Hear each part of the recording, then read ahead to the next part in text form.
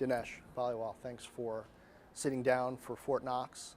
You are still running Harman, and we are what, two and a half years since Samsung purchased Harman for what, $8 billion?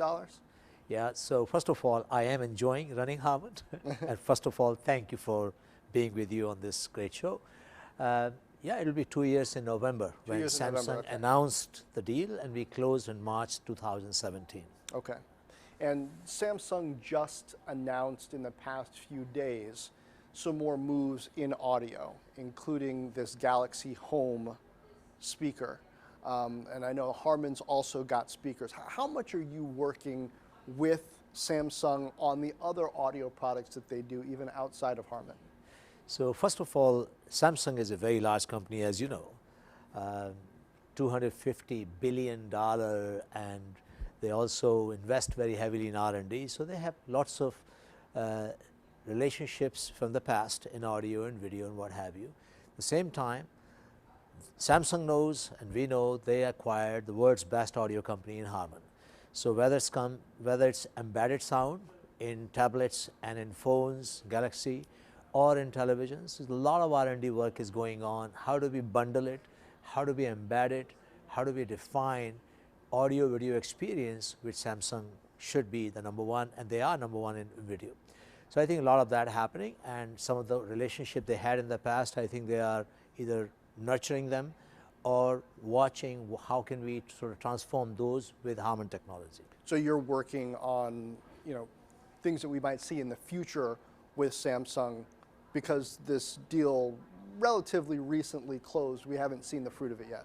That is true. That is very true, because many of these product lines Samsung has development cycle of 1 to 2 years. Right. So if we didn't start early on, then I think we had to wait for the next generation. But very clearly there's a tremendous synergy, and we're seeing the fruits of synergy already in bundling. So AKG headphones are being bundled with Galaxy worldwide. And we're also seeing embedded going into the television, and also developing next generation soundbar for Samsung televisions. So, and the car is incredible. We have the strong penetration in the car for branded audio or unbranded audio, so we're seeing a lot of synergy there too. So you've got Harman Kardon, you mentioned AKG, JBL. Yeah. People might not realize, and I could go on and on. I'm sure you name a few more of the brands. So absolutely, we like to take great pride in saying Harman is a house of brand.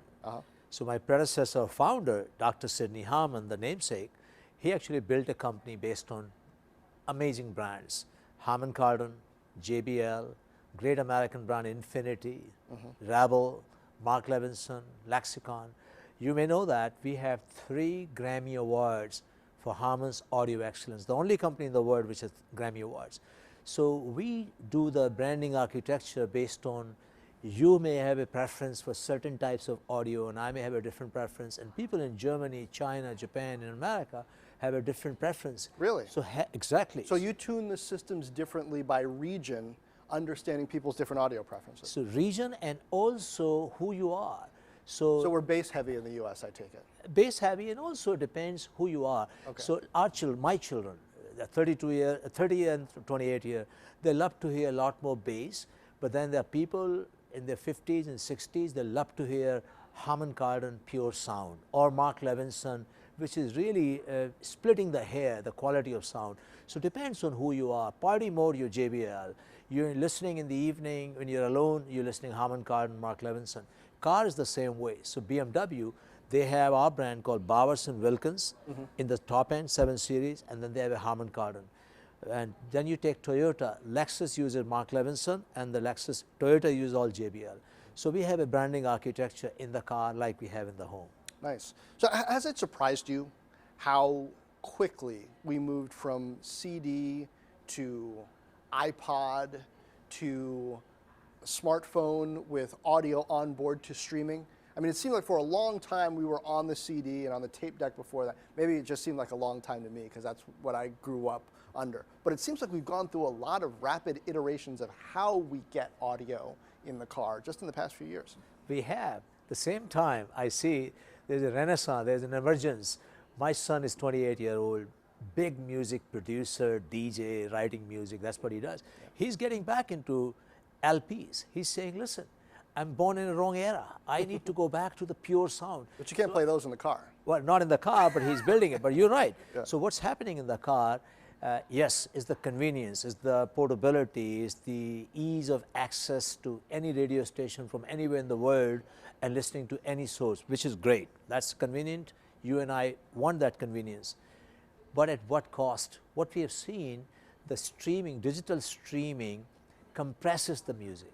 So from the good high quality 24-bit CD quality or ultra HD 24-bit 192 kilohertz, that gets condensed to or suppressed to 128-bit. So you're really hearing all the highs and lows, you can chop them and you hear. So it's a distortion of sound when you digitize and stream it.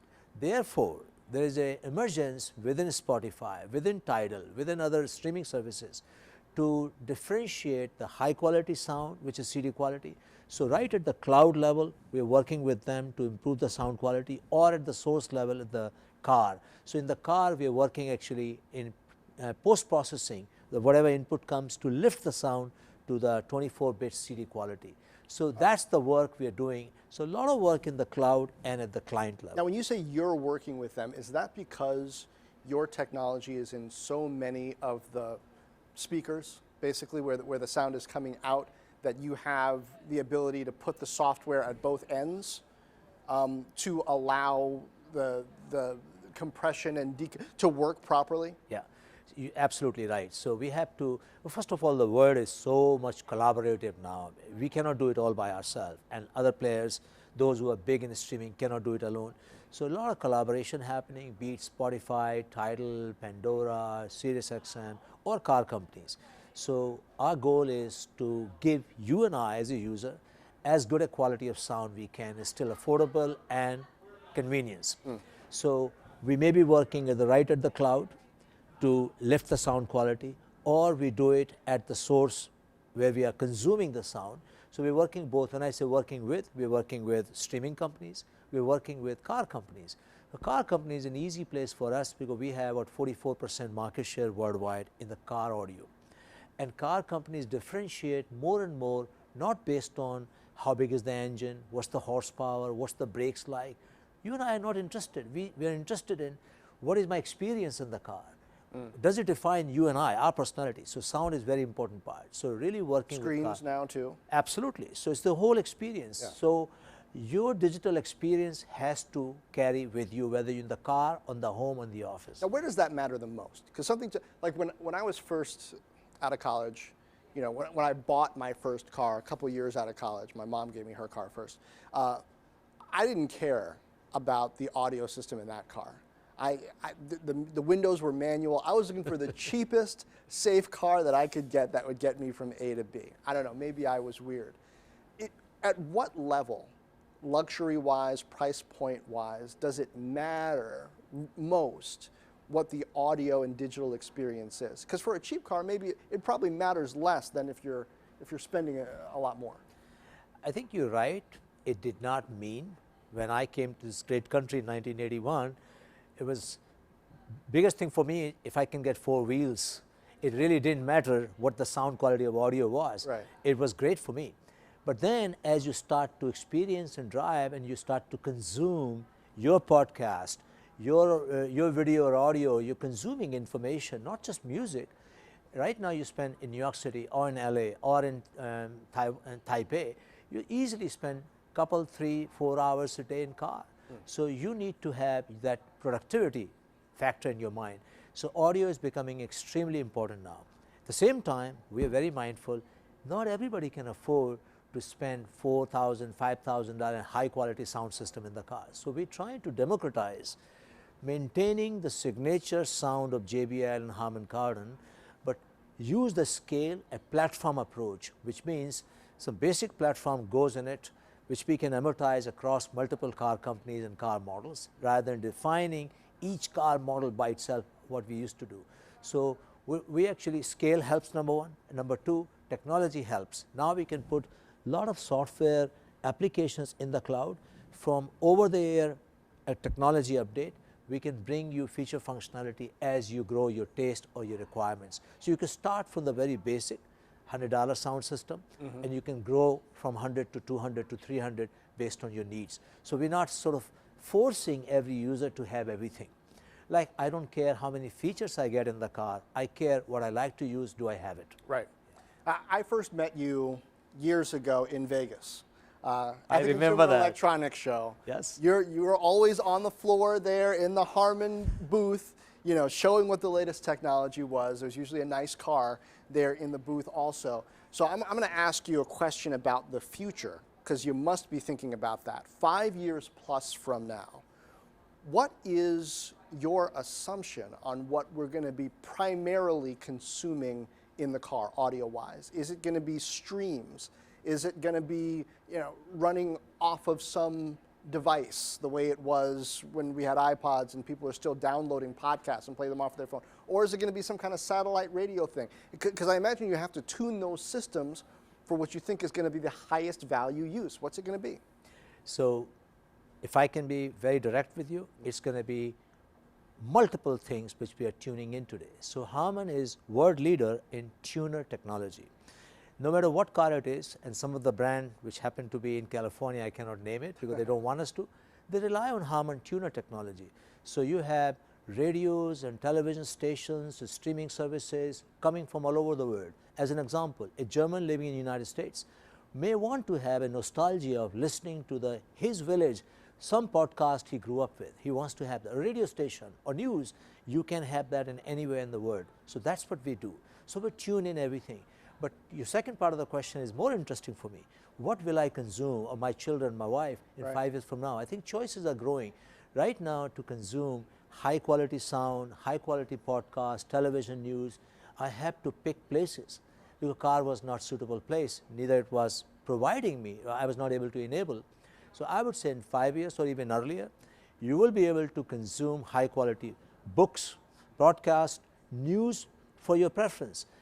You know 8 o'clock you drive or 9 o'clock you drive to go to your office, or 5 or 6, 7, whenever, and you know what your preference is. So bit of artificial intelligence, which is not a rocket science, it learns from your own behavior and your consumption. It start to feed you those news.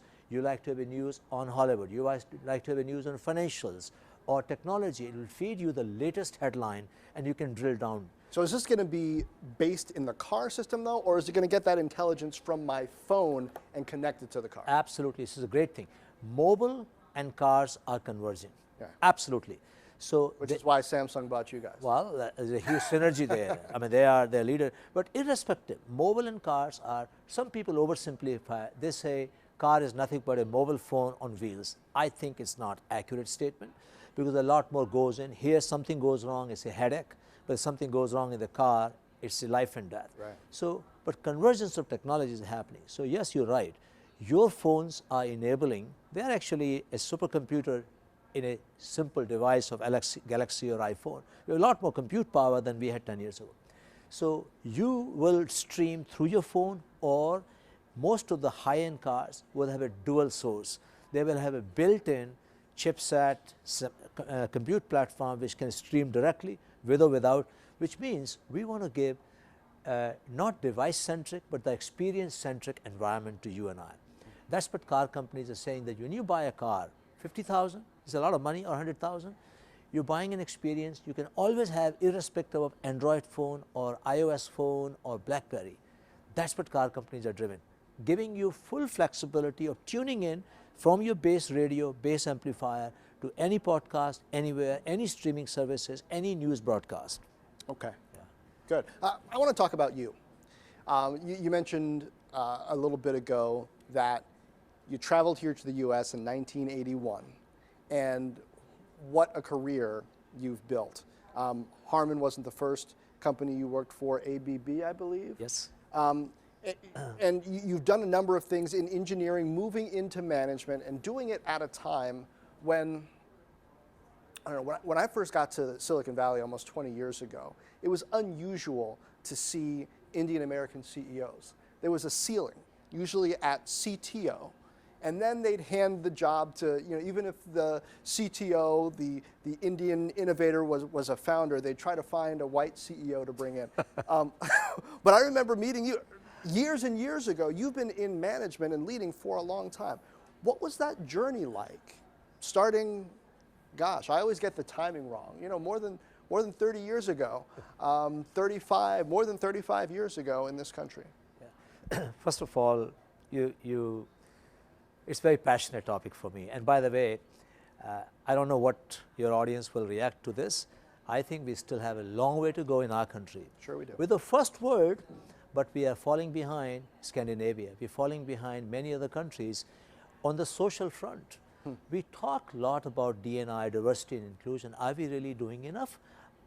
It's a very passionate topic for me because this is the country of my choice. I chose this to be my country, and it pains me when I see we're not really moving as fast or we should be leading. Irrespective of that, my own journey, it's been interesting. But before I start my journey in '81, I think it all depends how you're raised, what's my upbringing. So I was born in a family, literary family, but my father was a freedom movement fighter with Mahatma Gandhi. Yeah. He spent a lot of time in jail because Brits put him in a jail. They didn't want him to come out and give speeches because he was very compelling, authentic speaker. What does it mean to be a free world, democratic world, the values, the rights of workers, the laborers. How old were you? I was, no, I was not even born. Okay. This is 1947, pre-47. Right. But I hear those stories from him or my mother. So what I saw when I was growing up and I got influenced, my father always said, son, if you don't believe in something and it's against your conscience, speak up. Because if you keep your mouth shut, it's worse than even the one who is doing the terror and the talking wrong things. You need to speak up because he said 90% of the people know what is right, but they don't have courage. If you speak up, you might encourage others to follow you, and then the world will be a better place because when we speak against bad things, against evil, against wrong things, whether it's against color, gender, or what have you. So I think that was my upbringing, to have courage, respectful, Asian upbringing, very respectful for wisdom. When I came here to professors, I could not speak their first name. Can you believe that? Oh, yeah. My chairman used to say, why do you call me Dr. Scott? Everybody calls me Bill. I said, because that's my upbringing. I respect you immensely. So speaking of, so I came here, I was pretty fearless, very nervous about getting in front of large seminars to speak on a topic, but fearless about finding new grounds, learning new things, very intellectually curious, and I still am.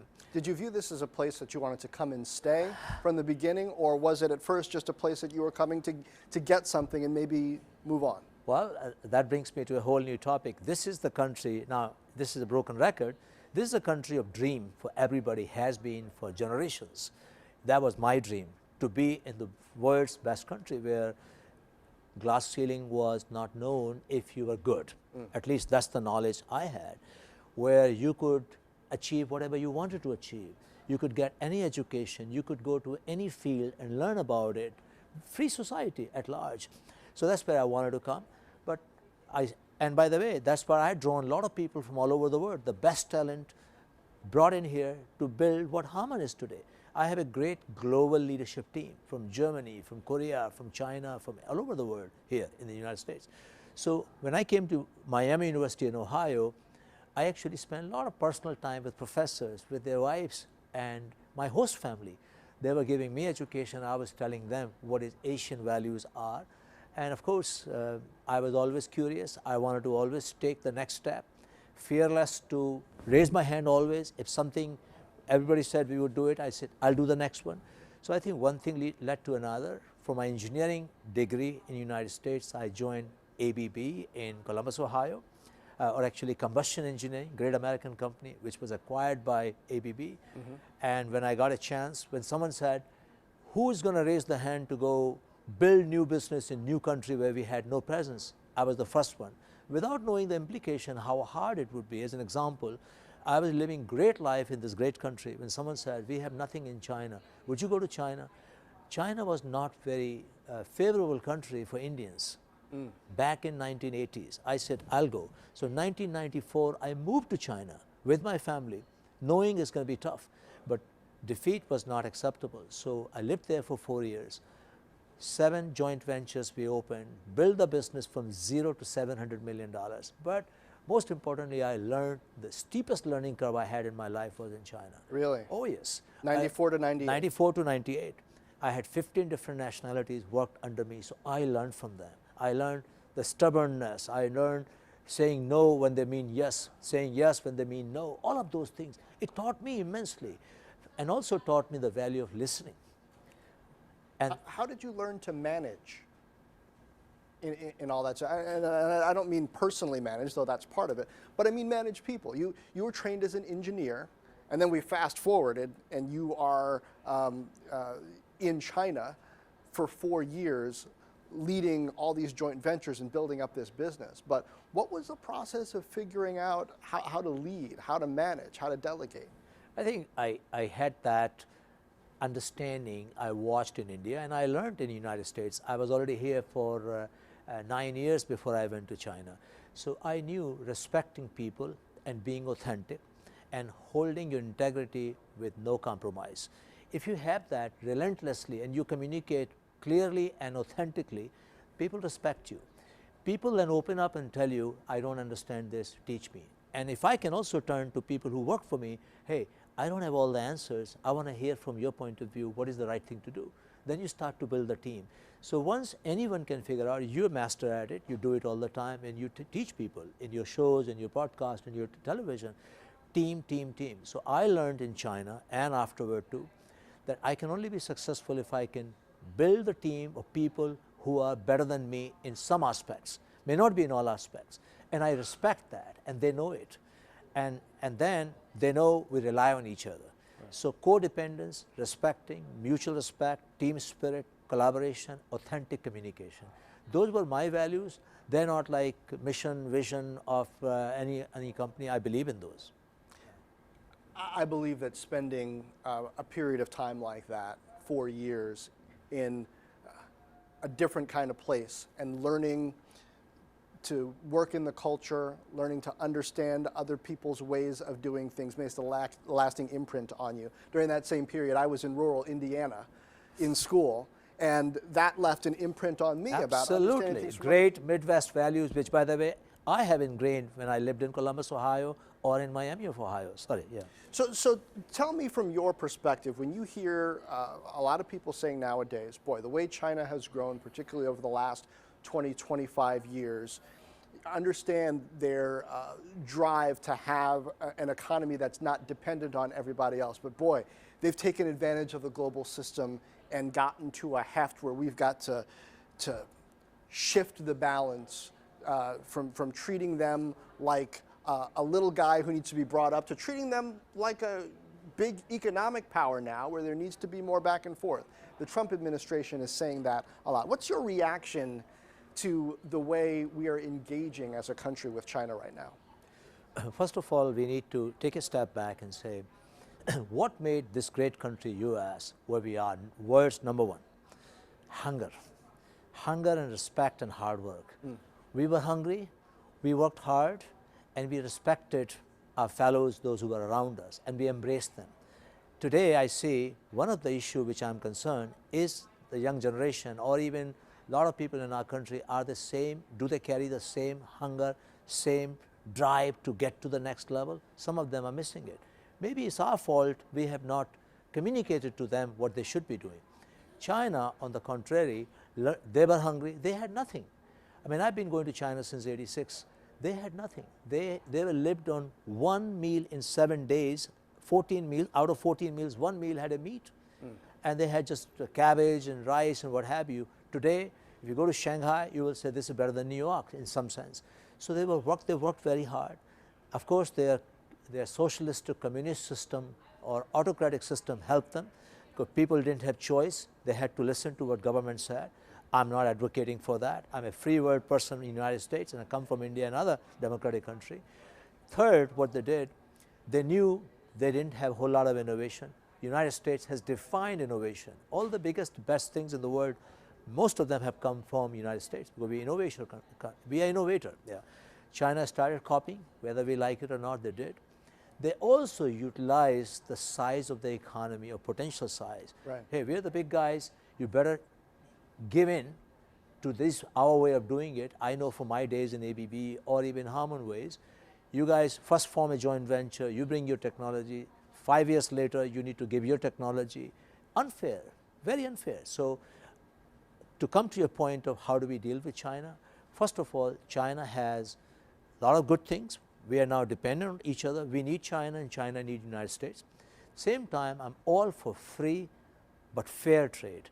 We cannot put boundaries around it. The business has no boundaries.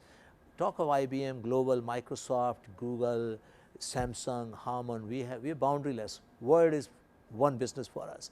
So our president, when he talks about fair trade, I'm all supportive of that, but we cannot put trade barriers. Barriers are no good for anybody. So yeah, bringing China to the table to openly discuss, and it may take number of years to get to, is the right thing to do, but it has to be done respectfully.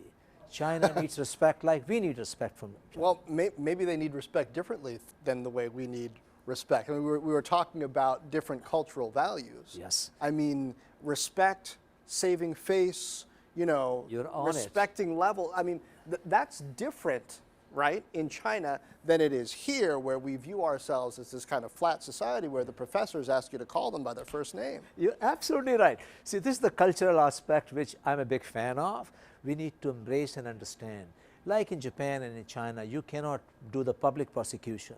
You cannot call out the name of the president or the CEOs or the leaders of the society and tell them how bad you are and how this you are. We get away with it in US because we understand each other. We understand different communication styles here. So we have to be respectful to how society works in China, Japan, India, Germany for that matter, or South America. In the technology world right now, we have a number, perhaps similarly, of superpowers. Samsung, which you're part of, is certainly one of them. Got Apple, Amazon, you know, Google, Alphabet, Facebook, Microsoft has reemerged as definitely a superpower. Is that healthy for innovation?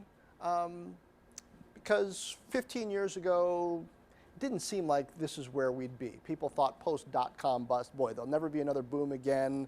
Microsoft is done. Perhaps there are only a couple of powers left. Yeah. First of all, absolutely believe that's the way to go. There's a book by Peter Diamandis called Abundance. I'm an absolutely believer that technology solves biggest problems of the world, including Africa. I'm a firm believer that the continent biggest, full of opportunities and rich in resources and people will someday benefit from technology. So scale matters. The problems we are trying to solve of future, we need scale of Amazons and Microsoft and Googles and Samsung. The kind of R&D we have to invest in artificial intelligence to solve humanity's problem, whether it's solving cancer research as IBM Watson was trying to do, or trying to solve other human interaction with machine to machine or machine to human, you're talking hundreds of millions of dollars. An average $10 billion company cannot do that. So scale matters. At the same time, is an important factor, you do not want to have monopoly. So you want to have the balance of power. So therefore, as you rightly mentioned, you counted half a dozen and there are more. So as long as you have a 10 or 12 large players competing with each other, they're competing but they're also collaborating. Right. They're frenemies, right? So Microsoft is a great example. By the way, I'm meeting the CEO in coming weeks. I'm a big fan of him. What he has done is him who has reinvented Microsoft again because he believes in collaboration. He's collaborating with his biggest enemies, whether it's AWS or IBM or Google, what have you, because he said, listen, I will compete with you, but I'll collaborate with you. Samsung is the best example. Samsung, if you may already know that, so they have 3 large businesses. They're the largest in semiconductor, bigger than Intel. So they supply to Apple as a biggest supplier to Apple. At the same time, Samsung's mobile division is the biggest buyer of semiconductor from Qualcomm. So they have Chinese wall within the company. So I feel very good being part of the philosophy where Harman is brought in. I mean, we are an independent company within Samsung. Samsung we treat as another supplier to Harman, but we are agnostic. We can still work with Samsung's competitor like Intel or Qualcomm or NXP and vice versa. So we need big players with the right societal values, that they're trying to solve societal problems and in innovating. Innovation requires scale. Yeah. What tips would you give, what insight, maybe a core piece of advice, to engineers, technical people, who increasingly find themselves called on by the leadership of their companies to have big leading ideas, whether it's in security or whether it's an innovation that's not just going to add to a product, but really define the product roadmap. Maybe they even feel like they could be CEO one day. What would you say they should do to prepare themselves? Well, first of all, don't think I need to be CEO tomorrow. I never thought I will be a CEO, but I always thought every day, every month, every year, I needed to get ahead, get ahead. That was the spirit, which comes back to America's spirit. That was America's spirit, and it still is. That's why we are the first world, but I'm afraid we need to do something to keep that spirit going.